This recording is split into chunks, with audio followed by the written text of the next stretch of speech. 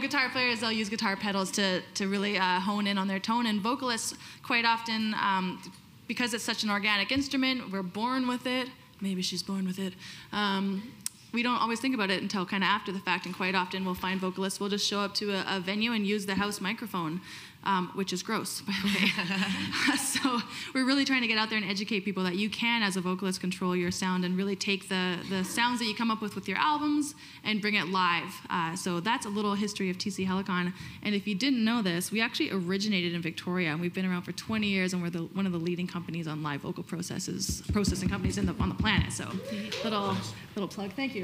Yes. I'm also sitting next to a rep from Roland, who also makes really fantastic vocal processing pedals. So definitely check out all the competition and educate yourself on what works best for you. So I'm gonna let these fine folks introduce themselves because they know themselves better than I know them. But yeah, just take it away. Tell us a little about yourself. Hi, I'm Paul J. Herman. Yes, I always have the J in there for some reason ever since I was younger. But it doesn't say it here, and I didn't send that. No big deal. Anyways, I'm Paul from Roland, Canada. I'm the BC territory representative. So I do all the sales for all the music stores in BC. But what I also do is I take care of a lot of the artists that come to BC, and I do a lot of strategizing with artists that we work with across Canada for most categories. These days it's been mostly drums, but for all categories in particular. So that's what I do. Hi, I'm Danielle. I'm also from TC Helicon. I'm the artist and VIP rep. My history is mostly in labels, Canadian labels. I worked for Cordova Bay Records for a while, as well as Network Music Group. So yeah, I come as a singer as well. I am a vocalist myself. I'm in a local band called Love Coast. Little plug, playing at the Duke tonight at 10:30. Oh yeah, that's who I am. My name is Murray Creed, and I am a drummer, a performer, clinician. I have endorsements with Yamaha drums, Peisty cymbals, Vic Firth drumsticks, and Evans drumheads. So I've had those for quite some time, so I have a little bit of insight into the endorsement game. I also teach privately here in Victoria, and I'm the founder of the Victoria Drum Fest, where we bring in really famous drummers from all around the world and have them perform here in at the Victoria Drum Fest. And this is the 10th year anniversary, so we've been doing it for a while. So I get to work with artists all the time about bringing them in and what they require and working with their endorsement companies. Hi, my name is Ashley Galaudy. I am increasingly nervous, so have fun watching that. I am a musician here in Victoria. I've been playing live for about 13 years, and I absolutely love it. I have the pleasure of working with tons of different groups here in Victoria, and I just wanted to take this opportunity to say it is so cool to be on this panel with this team up here. Thanks, guys. It's like totally an honor, so cheers. Oh, gosh. So I just want to let you guys know that we are doing a live stream from the TC Helicon Facebook page. So if you want to share that with any of your friends that couldn't make it because they're working, if they're slacking off, you can say, hey, check out this stream while you're at work. The other thing we're going to do is afterwards we're going to do a live Q&A. We have a microphone, and we're going to get one of our awesome volunteers, I believe, to run around and give that to you so everyone can hear your questions. So save the questions for the end, and don't hold back. We like them. And if you're online, ask your questions now. We'll make sure we get those in at the end. Ooh, yes. Great, so let's do this. So today we're talking about how to get an endorsement as a musician and the DIY buzzword era of taking your career into your own hands. There's lots of different ways you can get revenues or other avenues and paths that you can go down to try and enhance your career. And honestly, endorsements are a really great way just to establish relationships, and it's amazing who you can meet through them and all the different amazing, wonderful people that are in the industry that may be in places where you never really thought they would be in. So with that said, we're going to jump into it. These guys are all very knowledgeable on this topic. And the first question we have is, what does an artist rep from a company want to see when artists are reaching out to you guys? No? All right. Well, first of all, I think the most important thing is to know who you are, what your voice is as an artist, what you represent, and really hone in your sound. That should be the first thing before you're ever looking for endorsements. Make sure you're stable as not only an artist, but as a business, and that you represent yourself fully, and you know exactly what that is. After that, reaching out is a tricky thing, because I don't want to get, technically, I don't really want to get emails every day from someone with 1,200 followers just showing me their EPK. If you're just sending me videos that are a live performance of yourself and saying, hey, look how many followers I have, I'd love to be endorsed by you, it doesn't really give me much to work off. What I would love to see is a, hi, this is my name, here's my following, here's what I can do for you. Here's what I can bring to you as a brand. Here is my following. Here's the content creation I'm capable of. Show me examples of brands you've worked with before. Really what I want to see is what's the return on investment for us as a company to sponsor you. Followers, of course, is going to have a lot of weight in this. As a company that represents singers, we have a lot of, it's the lead singer of the band, often the most public face of the band. You know, there's not very many bands who don't lead with that person. So the followings that I'm looking at, if I give you an actual number, is about 10,000 plus. If you have 10,000 followers on socials, I'm gonna give your profiles a good look without necessarily needing all of the what you can do for me to begin with. If you're below 10,000 and you can show me what value you bring to us as a company and how that exchange is gonna work, then I'm gonna open up and be willing to talk and maybe be more engaged with that. I don't wanna limit people to thinking, I need 10,000 followers for any brand to ever care, because if you put all your efforts into just getting yourself to that 10,000 versus getting yourself to that #1 song, your best music, your best whatever it is in your actual art, yeah, I don't want to throw everyone into focusing on your following, because that's one part of this puzzle, is one piece that allows me to know that you have an audience that's engaged, that's there, but it's not the only part. Anything else to add to that? Yeah, a bit. Every company is going to be different for sure. The way that Roland in particular likes to address working with artists is we partner with them for sure. It's not about, how about this? If you're championing our product already, that's who we want to work with. Exactly, yeah. Yeah. So if you're already using our product confidently, and let me say this boldly, if you're using it in a unique way. Who here uses Roland in particular? Juno. Yeah. I use a Juno. Juno, nice. Yep. I have a drum kit. Perfect, yeah. So the drum kit's a good example, only because I'm a drummer and I can relate to that. Sorry about the Juno. But the average person, for example, buys electronic drum kit, and anybody in this room may have one, and people on this panel certainly have them. But the average person certainly buys it to practice at home. Am I correct with this? Mm-hmm. Practicing, yeah. Right? So everybody uses it for that purpose. What really makes you stand out within Roland culture, are you using it live? Are you using it hybrid? Are you using it uniquely? Are you using that drum kit to trigger lights? Are you using it to trigger backing tracks using MIDI? What is making that product that everybody on earth owns, that's bold, sorry, but that everybody owns that type of product, how are you using it uniquely? And if you are, then you're instantly gonna pop up on the radar for Roland, and we will hunt you down. We'll find you and how to work with you. Yeah. So that's the meat and potatoes of how kind of Roland works. Now, with that being said, we have an Artist Alliance page on our website, roland.ca, that if you feel like you're bringing something and you're not on our radar at all, you can go to that page and put all your statistics in and all of your information to do with social media in whatever capacity it is. And then we can redirect, like we can look at you from that point on. But it's usually a, how do I say this? Don't call us, we'll call you. Yeah, I'll second that. You if know you're what I mean? doing the right things and you already are like engaging in your social, using our products uniquely, there's all these pieces of the puzzle that we can't help but see you, then you're gonna get our attention. We're gonna talk to you. Tag, hashtags, tags. Yeah. Whenever you post anything on social media, make sure you're tagging the brands of the gear you're using, because that's 90% of the time how I find my next artist, particularly at the more DIY indie level. Because as you were saying, yeah, we also have an artist endorsement program. If you reach out to me, we have a guideline for it that will tell you everything that you need to give us and everything we will give you. So at the end, if you wanna catch up with me, I can give you my email. Yeah, just to add to that too, I curate all the social media content for TC Helicon, and I would, just to add to the tagging thing, like I see it. Like we have 130,000+ followers on Facebook, and I look, like that's my job to look and see. And it's a little off-putting when I see content that's being posted with 50 different gear tags. So if you're like, I want to get, sponsored by Yamaha, or I want to get sponsored by whatever, show me, court me a little bit, Be strategic with your tagging. Yeah, I'll definitely agree with that. If I see that you're going after 5 other dudes at the bar, whatever, 5 other girls at the bar, whatever way you swing. Let me expand on that a little tiny bit. Is exactly that. The consistency of your content is so important that. Exactly that. If you've got phenomenal drumming clips, micro clips, macro clips, whatever you're using for your social media, and then all of a sudden, you're all sitting around a campfire being goofy people.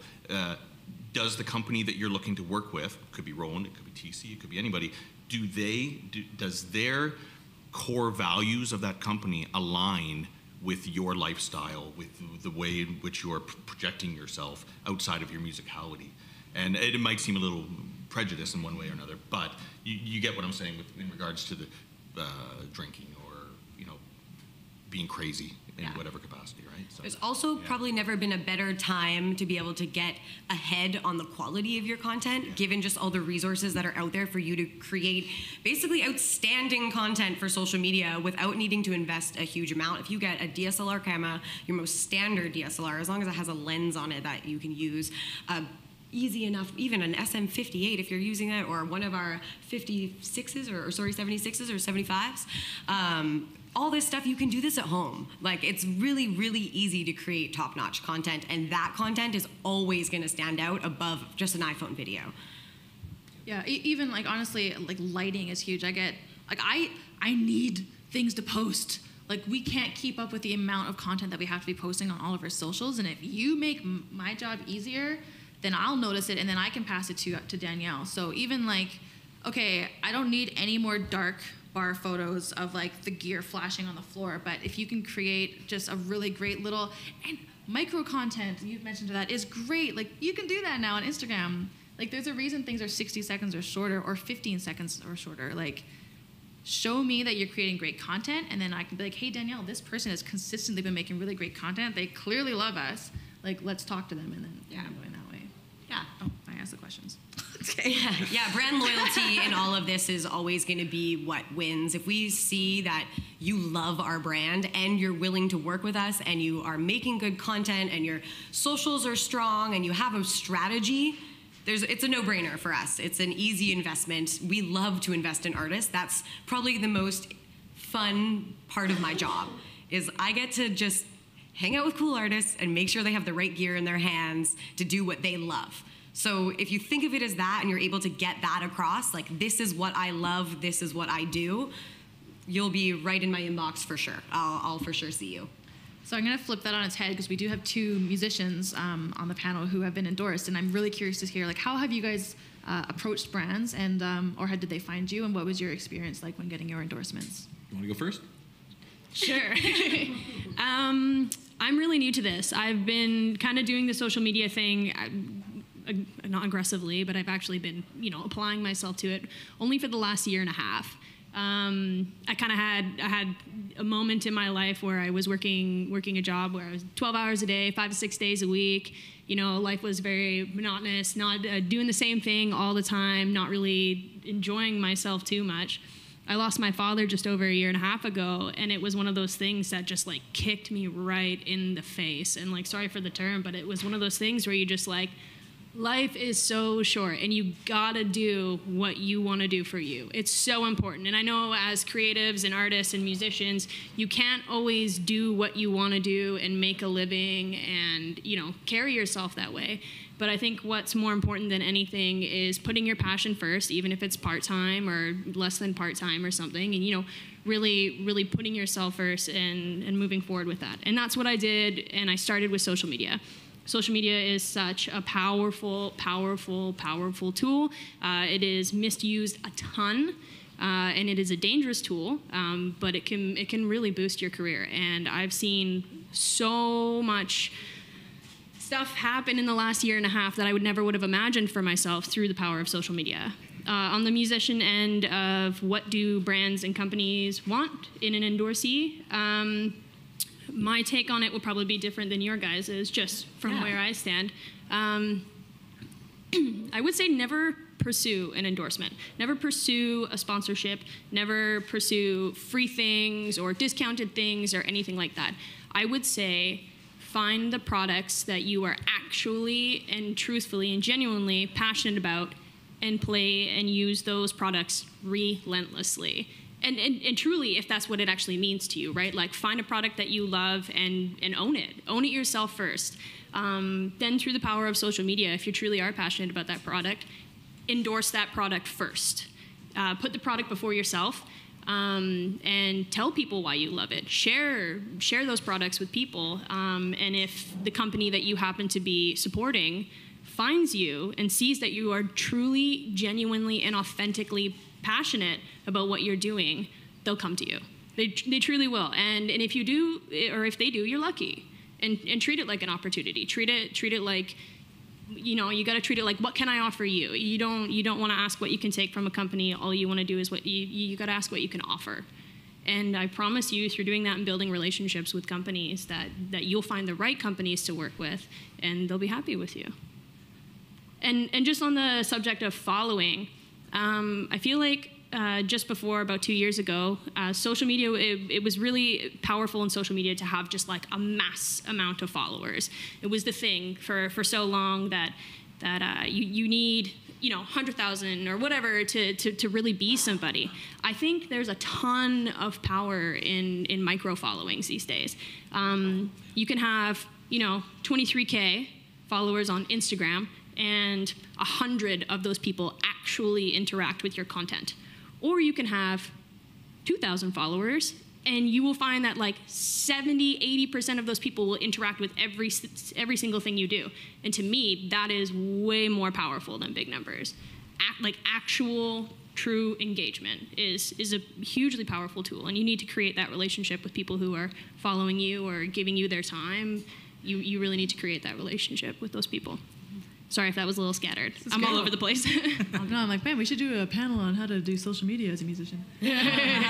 But no, that's really great insight. Murray, do you have anything to add? Yeah, so for me, I didn't use social media at all to get my endorsements. I've had my endorsements for probably 6 years, when it was more about just meeting with people and actually, explaining to them, I really love this product.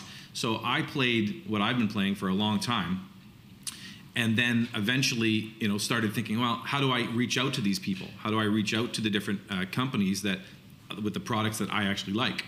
And so that's kind of how I did it. I actually just went and spoke with the reps, which was, has changed now over the last couple of years, because now I do a lot of content on social media where I am tagging those companies. But it also really does have to know with, somebody in the industry that can put you in touch with the right person. Okay, so that's a big thing. Now I want to speak to the content. So if you're posting content, and this is going back like a year or even 2 years, if you're posting content and you don't play the companies that you're looking for endorsements for, they're going to see that. Okay, so if I use drums as an example, if you've played a certain brand and then maybe a year later you switch to another brand, and then you've only been with that brand for just a little while, and you contact and say, hey, I'd really like you to endorse me, they're going to automatically go back through your social media and say, well, they're playing this other drum set here. They've only just recently switched to this type of drum set. So it's important to have your content go back a ways with the products, like you mentioned, that you love. Don't try to get an endorsement because you're going to get free stuff or you're going to get a deal on stuff, because that's not really the way it works. There's so many levels of endorsements, and when you're unless you're a really, really big band, you're not getting anything for free. Okay, so and even as the really big bands, you're not getting stuff for free too. Okay, there's there's regional, there's national, and there's international artists. Okay, and each company has different ways of looking at that. And so if you're regional, you got to realize, I'm kind of small. I'm really not going to get the same endorsement as somebody else. So that's kind of an important thing to understand. So know where you are as an artist before you start trying to reach out to these companies, okay? But yes, absolutely have the products that you love and be making videos of that stuff. Tagging them for sure, okay? Somebody mentioned 50 tags at the bottom with multiple different companies, because they're just putting it all out there. Look at me, I want to get somebody to come back and sign me to some endorsement deal. It doesn't work that way.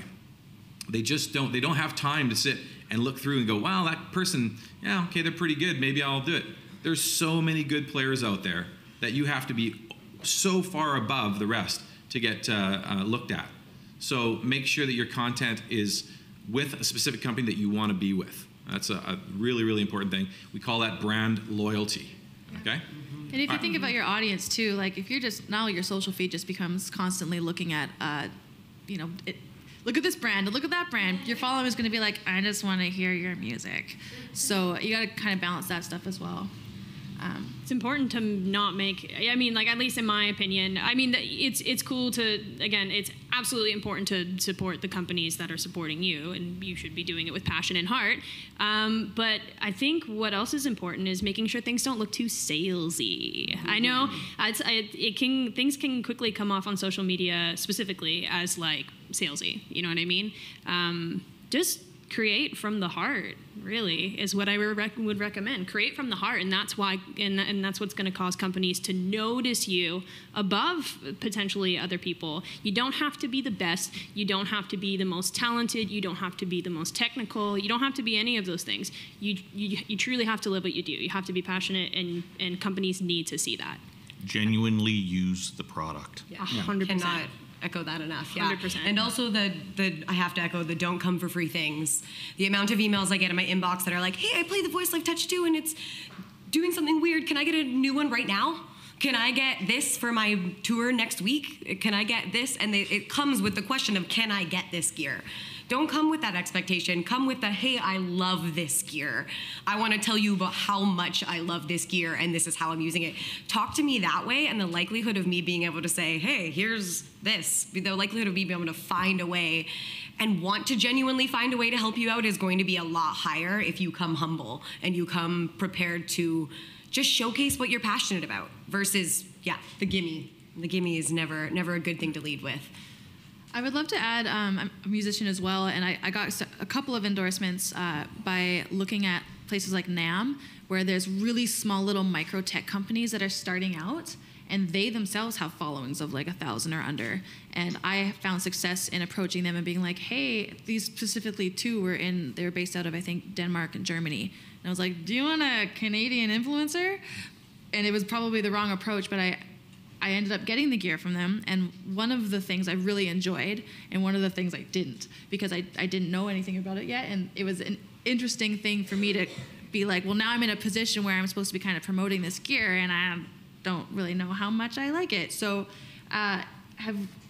let's talk about that. So now you're endorsed and you've got the gear. What happens if you're like, that's kind of where they're saying, like, really make sure you like the gear before you get it, because you don't want to get into a situation where you can't offer back to the partnership you've just created. Ashley's got a great story about this. I could feel you looking at me before you were looking at me. So one of the second endorsements I ever got, the first endorsement I ever got was with a company out of Massachusetts called SJC Drums. Obviously, they're amazing, so you should for sure check them out. Shortly after that, another offer came through from another company, a simple company, and it was a company that, when I was starting out as a musician, YouTube was a little more wholesome back in the day and less intense, and you could just go on there and just watch musicians, and that's all I did. I remember when I was younger, I just went and watched drum covers all the time. I could burn a few hours a day doing it, and all these musicians were using this one specific brand, and I was like, that's the be all end all. Like, that's the end game, is that brand. And so throughout my youth, I'm still young, but throughout my youth, I was like, that's the brand to have, without ever actually playing it. And this was such a good experience for me to have. It was the dream brand. And sure enough, I got an offer from them when I started really pushing myself on social media. And I can tell you now, it was not all it was cracked up to be. It truly wasn't, because I had never played the product in my life. I just knew that a bunch of people I admired played the product. And then my relationship with the company was kind of weird. Like, everything felt really robotic and salesy, for lack of better terms. And it did not feel genuine at all, and it made me sick to my stomach to the point where I contacted the company and was like, look, thank you so much for this opportunity, but it's not fair for me to be an artist on your roster. I can't be an artist on your roster because I cannot like enthusiastically promote your product. I don't feel over the moon about it. And like as a company, the company purely deserves artists that truly feel passionately about their product. That was an extremely good experience for me to have as an artist, especially early on in my endorsement career, for lack of better terms. Yeah, don't, like, I mean, if you love it, play it. If you love it, play it. And if you're not playing it, you don't love it, or you haven't had the opportunity yet, give yourself the opportunity. Give yourself time with the product. Build a relationship with the brand, with the product, with the people, and only really ever pursue anything that truly makes your heart skip a beat, right? So, yeah. So let's talk a little bit more about what people can do to get started, because clearly not approaching an endorsement company is probably the best way. So to get started, what kind of gear? Danielle kind of touched on getting like a DSLR. It's no news that most of us musicians have no money. So what are some easy like things that musicians can start to do to start showcasing the content? Like what are some content ideas? Just playing the instruments? Is it walking with it down the street, doing something funny? Like what would you guys say to? If I can, sorry. Yeah. All the above. Yeah. Literally. Mm-hmm. Yeah. I'm a big fan of micro content, which I was mentioning. I don't care if it's 15 seconds or if it's a minute long in your Instagram. I'm going to go back to it. If you're using something uniquely and genuinely, you can convey that in a 3-second video. You can convey that in a minute-long video.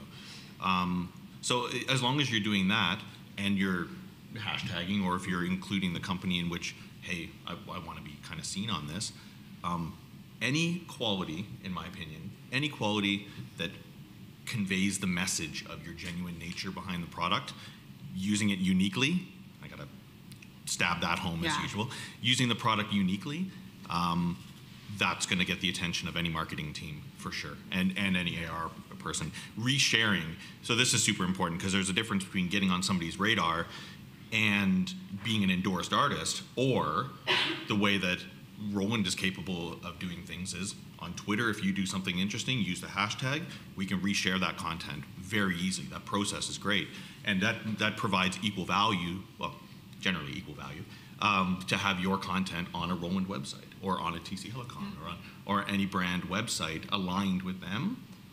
That's a great way to go. There's a few artists that we kept sharing their content. It was just really, really good content. And sure enough, they're on the radar, and I say this delicately, but I know about products well before they're gonna come out. So I've already got in my head, oh, that guy that I saw post that thing really interestingly, in 6 months this product's coming out, I think he'd be a great fit for this. Mm-hmm. So I wanna contact him. So it's not about the products that you currently use that you're genuinely happy about, it's all the possibilities in the future, and you're just kind of showing up on a radar. People forget about that. Yeah, that's one of the coolest things. I would imagine most people here are local to Victoria. Is anyone from out of town here? Are you Vancouver or Yeah. Oh, well, we're based here in Victoria. So for us, we get to work with local artists a lot on content. We have a studio in-house. Our video guy's hanging right there, Rich. Give him a wave. So we are capable of making really great content with artists for future products. And also our engineers are in-house. All of our ID, everything happens in our one office. So it's a really exciting place to be. So if you're local and you're looking for an endorsement, not only are you at a good level for me to be able to, we'd like to be community involved as best we can, but also you have the opportunity to come to our office, see what we do, see products as they're being built. So an endorsement with us is more than just, hey, you get a discount on some gear. You really get to be a part of the development, and exactly that, micro-influencing, continuing to saturate our markets. There are so many platforms that we need to be fully saturating all the time. We have Instagram stories and Snapchat and Twitter and Facebook and all of these different things. If you can hit us up through all of your platforms, and we know that you're capable of spreading content across all of that. It could be an iPhone video, it could be a DSLR video. It doesn't really matter if it's unique, as Paul was already saying, and it catches our eye, and it's everywhere that we can't even not watch it. It would, yeah, you'd be on our radar very, very quick, particularly on a local level, Vancouver, Victoria, and whatnot, because that's something that I am looking for all the time, is local people to work with one-on-one, face-to-face. Can I just add one thing, though? I have a different opinion about this, because if you're posting about an instrument, okay, we're talking about music here, it needs to sound good, okay? Yeah. It might not look, visually we want it to look good too, but if it doesn't sound good, it doesn't represent the company very well.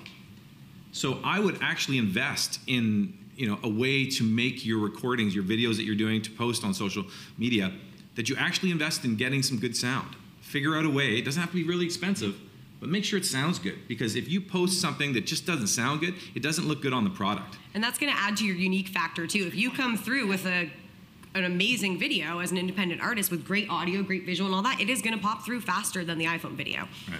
I just don't want to limit people to, you got to go out and invest $5,000 in a rig. We understand that not everyone can afford that, so we're not going to ignore you if you can't do that, but quality. We make all digital instruments. Yeah, talk to Paul. You just plug it in. Yeah. So there is so many. We make something called a Go mixer as well, so you can plug it in, go directly into your cell phone. Yeah, you plug it straight into your iPhone. The footage from an iPhone is fine. The camera on an iPhone is fine. You just need better audio. Totally. Typically, right? And actually, you bring up a really good point. Like, we're so used to thinking about, okay, so I'm going to spend all this money, 20 grand on an album, and then for 2 years I'm going to tour the album. That's not really the way, that happens, but you have to think about, you have to be creating content constantly for your socials. So maybe something that you do in your marketing plan is, okay, once a month I'm going to spend $400 to go into a studio with someone, and we're going to shoot micro content. So maybe it's $1,000. So $400 for your studio and your engineer, another $400 for your video person, and you're just getting your content, and that way you've got a month's worth of content or more. You could take a 4-minute long video of you playing at a pub here, cut them up into 30 seconds, and you've got a year's worth of material. Yeah, micro content is a blessing. Ashley, what's your setup right now? Because I see you on socials all the time. Yeah, I would say, I started off with a really, really modest setup. I think that's exactly what happens to a lot of musicians. Money is hard to come by when you do music. I find music costs me a lot more money than it makes me. And that's just part of the love of the craft. You know what I mean? You just give and you give and you give, and sometimes you get back, and if you don't throw a fit. It's fine. I would totally agree with Murray on sound quality. Hugely so, considering as musicians, a lot of what we do is audio based. The visual is important. I work both. I work with a modest DSLR and my cell phone, and some Rode mics and a USB condenser mic. All affordable things. You just need to take the time to invest in yourself. If you go out and buy a $5 coffee every day, stop for a little bit.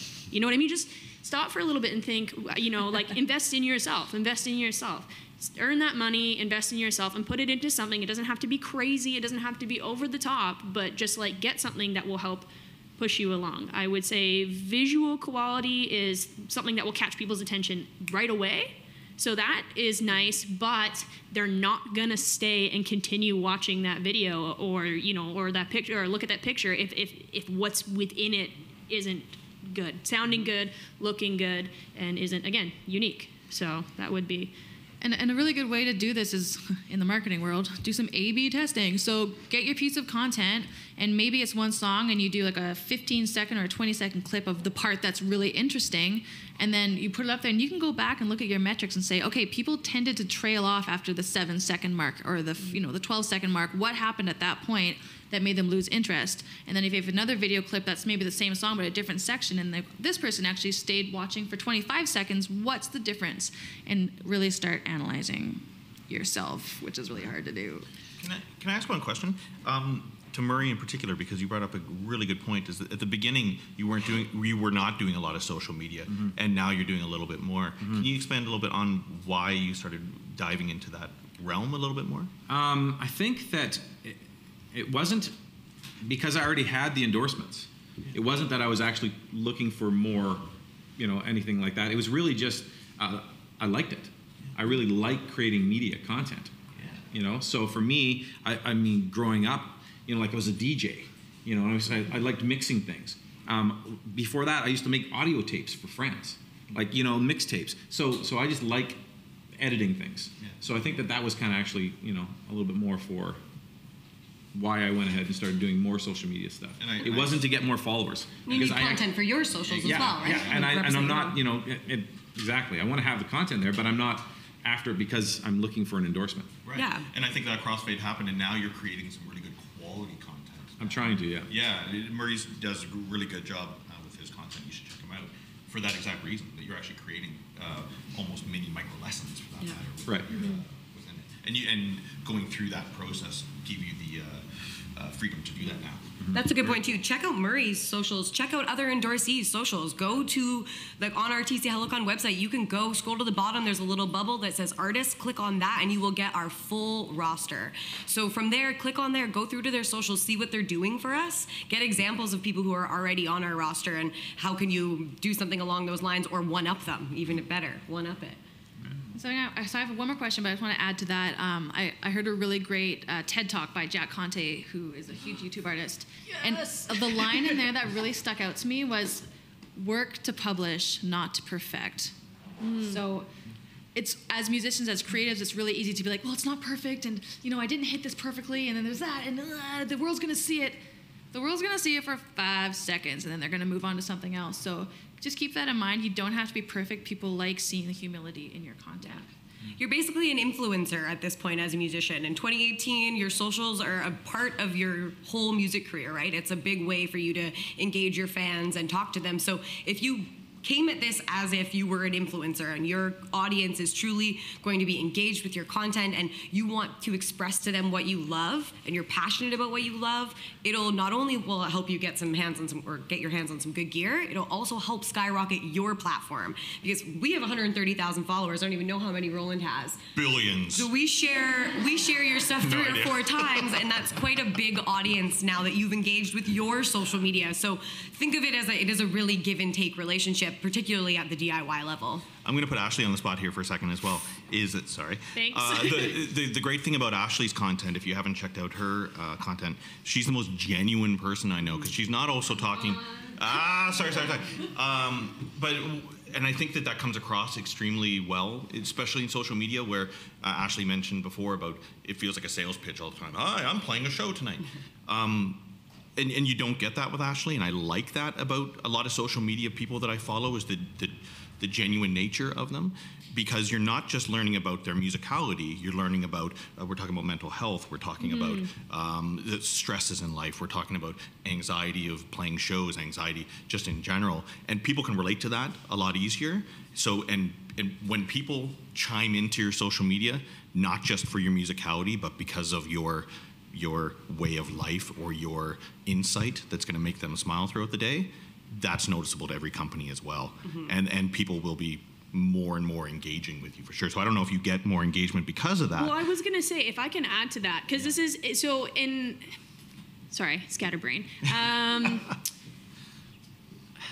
To me, the number, I guess, the two number one things, the two number one rules I follow as a person are like relationships and reciprocity. So like relationships are key in this industry, and I'm not saying go schmooze with the the CEO or the lead or whatever. Don't do that. Build relationships with the people around you. In social media, a lot of what they teach you to do is to niche down and just like pick one thing and stick to it. And people have been telling me that a lot over the last year and a half. And I personally, just my personal experience, I refuse. I refuse because that's not all I am. I'm not one thing. I'm 100 things. I'm 1,000 things. And I want people to know that. And the people who come to you, if they see that and they relate and they engage and it's a conversation and you're interacting with your followers, the ones that stay, those are the kind of people you want engaging with your content. You want people who are excited about you and like what you do, not just as a musician, just not as an employee, not as a person, not as all these things. You want people who are passionate about you. You want fans, real fans. Super fans. Truly so. Because there's no point in the 100K if they just watch a commercial every day. Yeah. You're not going to build a relationship with anybody that way. You're not going to build a relationship with brands. You will, but it'll be based on sales.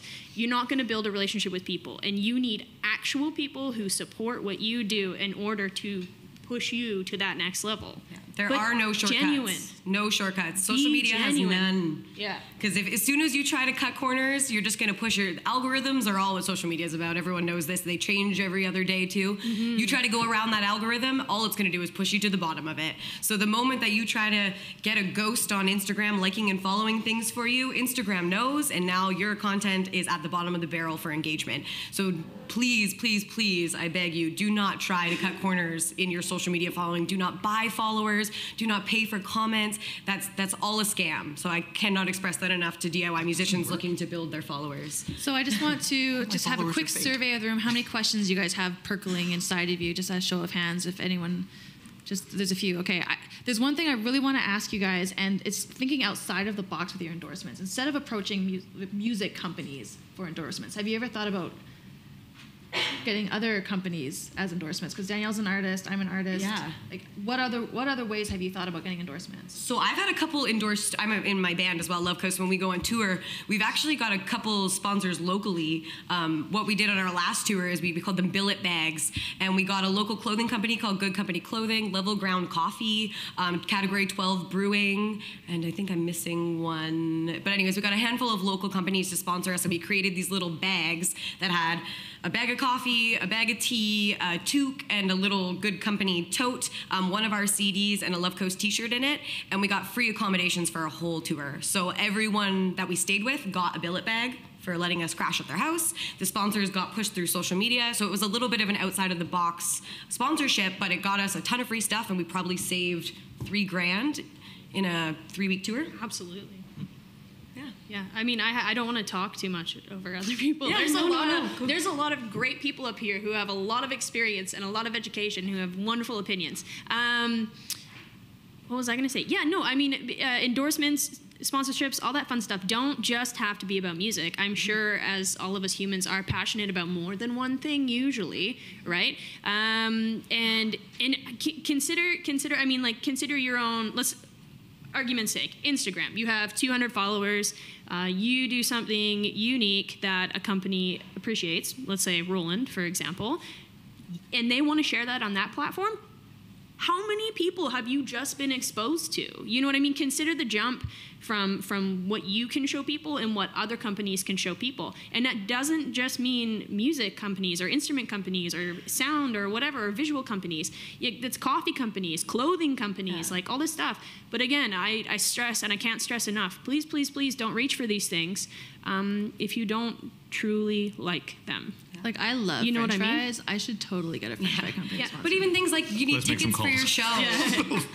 If you need tickets printed for your show, there's companies that there's a Safe Drive company here in town, and I'm forgetting the name of it right now. Drive Smart. Drive Smart's a If great you get them to example. print your tickets, they'll do it for free as long as they can put the Drive Smart logo on the back of the ticket. So now you've just saved $40 on your printing costs. Go to Metropole. I'll go right back to what I said the very first thing in this panel. If you can tell them what you can bring to the brand and how you can benefit that brand, almost anybody will give you a discount and free stuff. Everywhere from the coffee shop to the big Roland brand or TC Helicon or whoever, if you can say, this is the value I bring your company, this is how I'm going to expose my audience to your brand, you're going to win. You're always going to win that way. And that's amazing. I'm going to cap it off there, and we'll open the floor to questions. So we've got, what's your name? Holly. Holly's amazing. She's going to bring Holly. the microphone to you. So please raise your hands if you have any questions. Nice. Oh, Hey, hi. Murray, excuse me. Earlier you said there's regional, national, and international levels of artists. That's right. And that you're not getting nothing for free as a regional artist. As a regional artist, yeah. What do you get?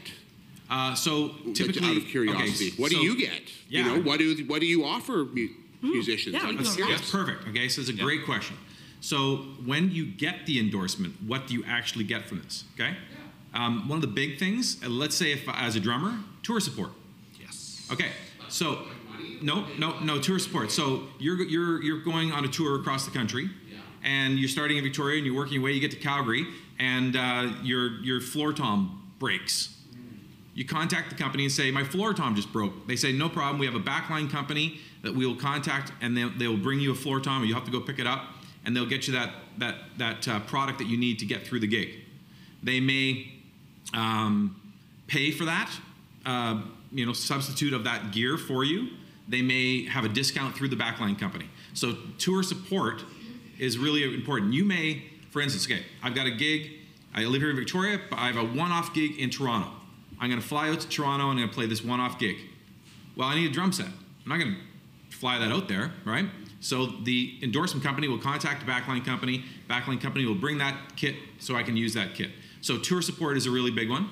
That's when we think about tour support. I've become kind of a professional firefighter in that case. Yeah. Just I'm putting out fires when artists come to town and I'm missing these components, or this pad's not working, or this key isn't working. Then I'm hunting down the right thing for them and I'm hand delivering it to them at the venue in whatever way I can to help them out, to keep their tour going. Yeah. Absolutely. Another one, deals on gear. Okay, so when you get an endorsement deal, there's usually a deal on gear. And the deal depends on whether you are regional, national, or international about how they'll do that. If you're international artist, you're seeing, there's a lot of people coming to see you. So they're fine with giving you maybe a kit to use for that tour. Okay? They may give it to you, they may not. It's totally independent per artist. Okay? If you're regional, if you're maybe big in BC, you're not going to get the same type of deal as you would be if you're big worldwide. Makes sense, right? Another one is promotion. If you promote them, they'll promote you. So you tell them, I'm going out on tour.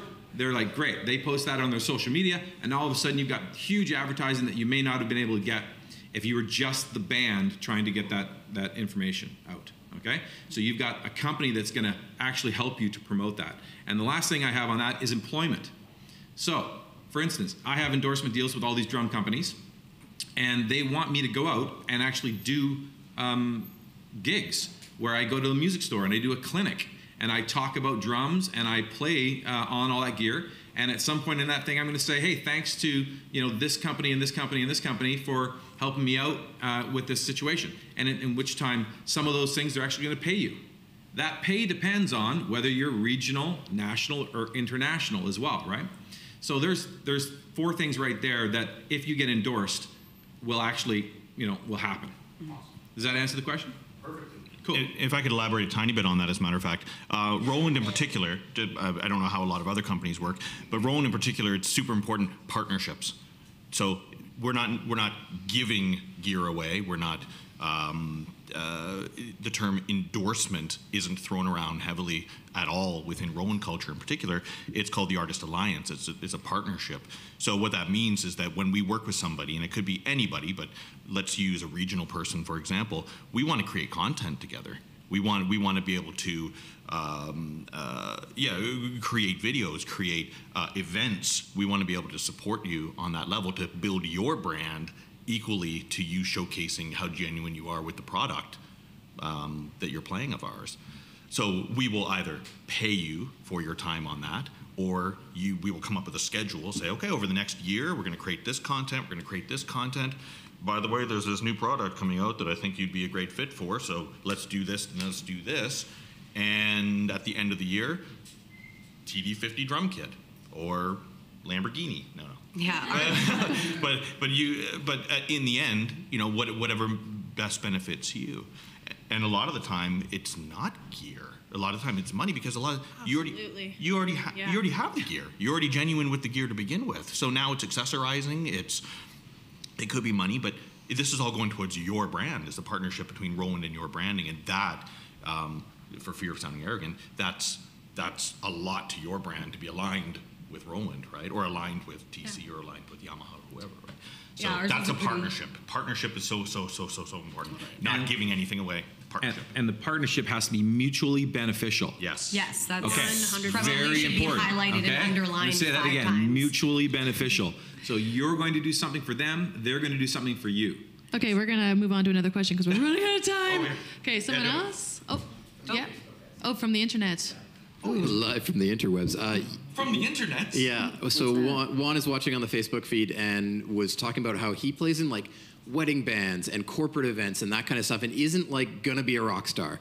But there's got to be an avenue there for him to get an endorsement and to help promote the brand within that community or whatever. So just was hoping you guys could speak to the kind of, I'm not gonna be you too, but I'm out there promoting brands and I'm out there helping things out, but I just don't necessarily have the ability to go giant This goes right back to micro influencers. Yeah, and if I could, there's artists that we work with.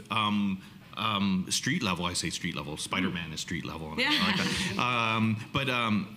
There's artists that we work with street level that are house drummers at the Roxy. Like they're keyboard players at pubs, that type of thing. But if you, as I said, you're genuinely using the product and you've got great content in this case. It doesn't. At least with us, no. Yeah, if you're hashtag Roland, make it happen. Totally. Absolutely. If you're in a cover band and you probably have a cover, if you're playing weddings, I would assume you have a reel. You probably have a video reel of all your shots. Throw some shots of the gear in there. Yeah. Make it a double purpose. Be able to use that as something that's showcasing the gear you're using as well as your great show. Make a press kit out of it. Show us that you're using the gear the same way you would if you were going to be a rock star. Micro influencers are just as important as the macro guys. You're not a rock star playing the Roxy? Yeah. Yes. We'll take them. We'll take them. Okay, let's move to another question.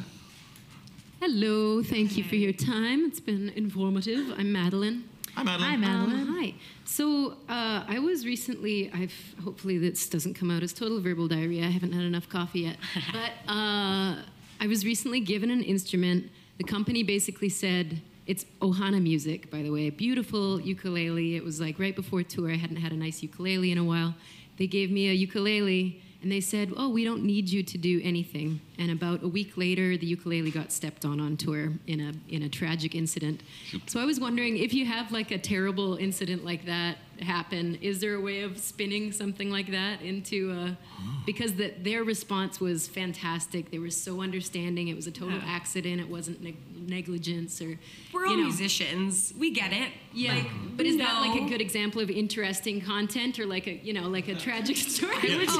If you got it on camera, did you film it? If you frame it up the right way, it definitely ukulele. could be something that digs a story. But yeah, we're all musicians. We understand. Like, shit happens. Like, it does, especially when you're on the road and you're playing a whole bunch of shows and you don't always have control of where your gear's getting thrown, particularly if you're flying. We totally, at least for us, I totally understand that things happen. But yeah, if you could spin that and create some good content out of it. I was going to say, too, there's a difference between things happen. Like, we can tell when you've been abusing the gear and now it's really worn out. Yeah. There's a difference between fine line. You clearly were careless with the gear and now you want more free gear versus this really terrible thing just happened or, There's a lot of relatability in that story too, right? And I would say take that and run with it. Show people those moments. Show people your down moments. It doesn't always have to be perfect and up. Show people the weak and the confused and the distress. Like, that's real. That's so real, and that's what people are going to relate to that. That's great content, in my opinion. Actually, I remember this girl did a show, and it was like a coffee shop gig, and she put a camera up just to film it, but everything went wrong for her, and she ended up making like a blooper reel of all, like, her keyboard stand collapsed on her in the middle of a song, like all this stuff, and I still remember that was years ago now, and it was hilarious because we're like, oh man, been there. Relatable. Yeah, fully. Yeah. Any other questions? Oh, sorry. I actually had a kind of question to tag on to that one. Because they're not, is there some, I guess I was kind of hearing it in your answer to the last question, but it's not an endorsement because they're not promoting you necessarily online, but is there some other, artist alliance is what you call it. Yeah. But is there some other level of an endorsement deal that kind of where I guess you're building the relation. I guess I'm answering my own question. No. You're building a relationship, and then down the road, the company's like, you're still awesome, and you're still, Yeah, everyone's unique. Like every company is going to have their own way of going about this. So it really is going to be a case by case. Like, you're an individual. The person who's at the company is an individual. That person might not be there in 2 weeks, and there might be a new person in that chair. And that endorsement you had for the past 3 years is starting at square one because it's a new person and a new VIP rep. That happens, So just always make sure you're in touch. And even that company, they might not have asked for any content. Do some content. Because that's amazing. They're getting something that they didn't even ask for. Their chances of, giving you another ukulele after that one broke is a lot higher. So I would totally just actually go for just it. in response to that, if your ukulele broke, I'd be inclined just to go, well, you're still valuable as a player. Here's another one. 100%. Like, Exactly. Your value, exactly. I love you guys. Absolutely. And I think about I can think of times when we've loaned out or given a drum kit to an artist to perform with, and maybe something's faulty on it. And that might be a manufacturing thing, or it could be them. I refer to it as a Pepsi incident, where you're pouring, we don't know. But that kind of doesn't matter because the gig goes on. So I'm still going to show up and give them a brand new one to make the gig happen, right? So as a company, human too. As a company, I'll be honest. I'm like, I don't care that you stepped on it, whatever. Your gig still needs to happen. You're still on the clock, if you know what I mean, in regards to your revenue and our relationship. So let's keep going. You know what I mean? I think we have time for maybe one, maybe two more questions. Anyone else in the audience have a question? Oh yeah. Nice. Another drummer. I'm just curious for all of you guys who are or have been artists on this side of it. Do you ever resist social media? Because for me, at least, I'm not a good self-promoter. I don't really like talking about myself. There's tons of stuff I do that would be great content, but I'm not drawn to posting it. So I'm curious if you guys have struggled with that, putting yourself out there and absolutely. getting that Definitely, content out. And my thing is shit or get off the pot. This gift that we have of social media, you have to treat it that way. Because if you go into it being social media, you're just gonna make yourself hate it. So be this is a free tool that I have to connect with my fans. This is again what Ashley said. This is not about promoting yourself. This is about really engaging with your fans and turning them into super fans. If I could actually elaborate on that and say, yes, but you're running a business. That too. You're the business. Yeah. So if I was opening a coffee shop today and resisting social media, what's the consequences of that? If I'm promoting myself as a drummer and I'm going to be, this is my brand, look at me, what am I comfortable? Am I going to go to newspapers? Am I going to go to blogs? Where am I comfortable promoting this business and branding of me? And you'll attract that audience. And if you don't want to do social media, rad, totally. Don't do social media, but find the avenues that fit the demographic of audience in which you're trying to attract. And it doesn't have to be your I could face. literally be typewriter, putting it in people's mailboxes. Whatever it takes to run your business, do it. It's just convenient that in year 2018, we have this, which you can do absolutely everything with and never leave your couch. And there's so many different ways you can approach social media. It doesn't have to be the way everyone does it. I have a friend who hates taking photos, but he's all right with stories. So he's literally one photo in his feed that says, I live in the moment. And his whole Instagram thing is his stories. That's cool. Yeah. That's so cool. So another thing you can do to your point is maybe you have a typewriter. You literally type out things, and that's your feed, is these things that you type out. And we're talking about Instagram specifically, but stamps are expensive though. Yeah. They're quite expensive. Yeah, so take a photo of the page that you just did your typewriter thing on and post that to your feed. Make it your thing. That's it's so that you converter. stand out, so that you're unique, so that you can get attention from other people. And But put the totally product first. do the letter in the mailbox. That would be amazing, by the way. But put the product first. If you don't want it to be about you, then make it about the product. Totally. Make all the videos about the gear. Niche down. I know you wanted to resist that, but if niching down does work in social media, It sure if you're a does. drummer Yeah, it and absolutely does. all of your posts are 30-second clips of you playing some really intense, super sick beat, then do that. God, Make that your whole feed. And I love drooling over gear pictures. I love People gear love porn. gear. So I've taken 3 photos since I've sat up here just to archive that I can pop in my social media at some point in the next day, 2, whenever. So just because you took a photo now doesn't mean you have to use it now. Just because you did a video now doesn't mean you have to use it now. yeah, watch this. You're gathering. Hi. Hey guys, TC Helicon Instagram You should actually- story. Say hi everyone. Nice. Okay, so I just like to add one thing to this. Some people are not posting all the time. Correct. So for me, I had to actually say, okay, social media Monday is what I call it. So I sit down on Monday and I set an hour aside and I either create content or I post content. Okay, because I'm busy all through the week. I've got all these things going on. I don't have time to just constantly be posting all the time. So social media Monday. So set a time, right? And just say, I'm going to devote this amount of time. Because if you want to have an endorsement deal, you do have to be a bit of a salesperson. Okay? Yeah, you do. absolutely. There's no other way around it. If you want to get, because this is an endorsement deal. The idea with the endorsement is that you get this endorsement, you do stuff to promote them, they sell more gear. That's what it's about. So if you want an endorsement deal, be prepared to be a salesperson so that you can actually increase their brand. Yeah. You're an ambassador. You're an ambassador. You have to do that, okay? And if not, then endorsements are not for you. And not everybody needs an endorsement. There's a lot of great players and great musicians, I'm sure, in this room that will never get an endorsement. Absolutely. Probably don't need one. But if you ever did, you do have to be a bit of a salesperson. Cool. I think that's about all the time we have today. I want to take a quick moment to thank all of our. We have, no. More? Oh. Okay. All right. Yeah. The organizers have Quickly, spoken. Robbie, thanks so much for your time, guys. Really appreciate it. Just quickly, just to piggyback on that, what do you feel is the most powerful social network platform, Facebook, Twitter, or Instagram right now?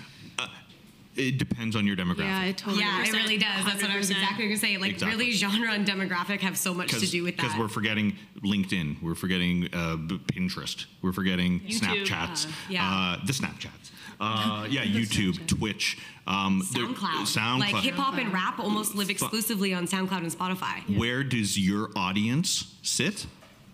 Target that. Yeah, if you can show us the audience and say, hey, I have 20,000 followers on LinkedIn, I'm going to put all my stuff there. Cool. Yeah. As long as we know there's an audience there and they can be engaged and you show us ways that you have engaged them already, that's all that we need. But you can't go wrong with Instagram. Yeah, I was just going to say, That's the but if I had to safe pick one to go for sure. Instagram. Yes. Right. I think that one of the things that I remember hearing some years ago from a really, really great influential drummer, and he said that Twitter is for dates and times, Instagram is for a quick message, visual, and Facebook is really getting in touch with people and actually having those nice comments and all that stuff. So it's more personal, Facebook. Instagram is sort of in the middle, and Twitter is dates and times. Yeah. I'm playing at this place at this time. I think across all your socials, just make sure that you have an aesthetic and that it's clear. Like, that goes right back to knowing your product and knowing your band and having consistency in your imagery. If I go to your Instagram and it's like this beautiful, aesthetically pleasing feed that's so great, and then I go to your Facebook and you don't have a cover photo, it speaks to kind of the professionalism of the whole entire project. So just make sure that if you are utilizing multiple platforms, that they work together and that they're flowing. I'm going to throw one monkey wrench in this entire thing, and then we can end. Who here has websites? Exactly, right? If you're looking at your analytics, how many people are coming to your website? And are you even tracking that? Right. So Do you have a Facebook pixel? yeah, exactly. So the best solution, and which I've got on my website, and I recommend to lots of people, make your website a launch pad to all your social medias. Yeah. So now you're directing every person you speak to, you're directing them to one place where they can choose how to connect with you, as opposed to you telling them to go to a place that maybe they're uncomfortable with. You've got all your social media links, and to be honest, it's just a splash page. If you don't have a website right now, just get a domain. Yeah, exactly. Just have a destination where it's literally just icons of your social media, and let your audience decide how to connect with you. And that will help you grow immensely. Ashley's chomping at the bit there. Yeah, I want to throw something in here that's totally, like, entirely related, but super unrelated, just on the social media front.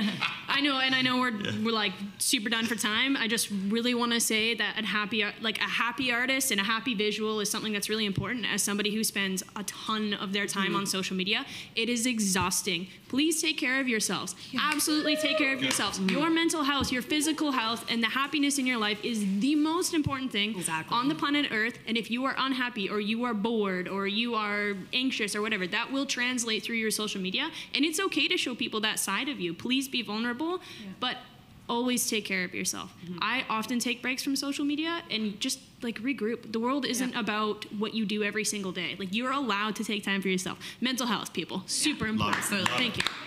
So thank you guys so much for joining us today. I want to just say a quick shout out to our sponsors. You guys, I don't know if you've been to conferences before, but they can be upwards of $500 just to attend. So the fact that this one, the costs have been kept so reasonably low is due to the fact that we have some great sponsors. We have Creative BC, Factor, SoCan, Music BC, Cordova Bay Entertainment Group, Tourism Victoria, DMCL, and ourselves, TC Helicon. So thank you guys so much for joining us. And I think, Deb, are you going to come up here? Yeah. Sure. Come on. Get up here. Okay. I just wanted to thank you, Ashley, for making that comment. Yeah. I have to say, I did consider many times about doing like a mental wellness social media crucial session in here, but I have to tell you that I didn't feel that I could coordinate something that required the support system in place, and if I couldn't do it properly, I didn't want to put it out there, but I'm glad to hear your comments, so thank you for that. Cool. Thank you so much. Cheers. I just wanted to say, before anybody leaves, person sneaking out. Sir, don't leave.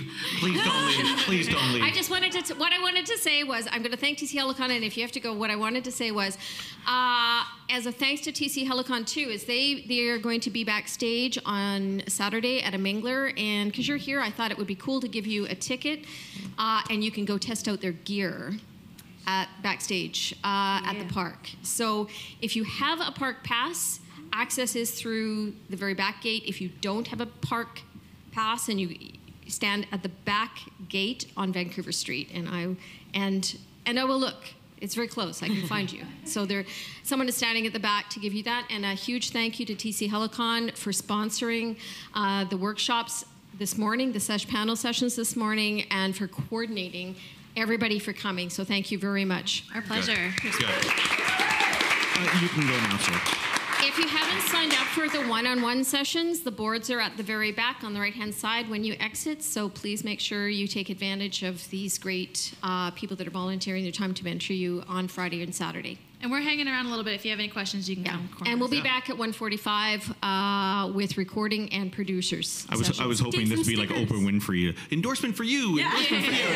Oh, actually, speaking of that, gets an endorsement. We do have a TC Helicon email newsletter sign up. If you guys sign up, tell us a little bit about yourselves, you'll be entered into a draw for a free pedal. Love it. Thank you, everybody.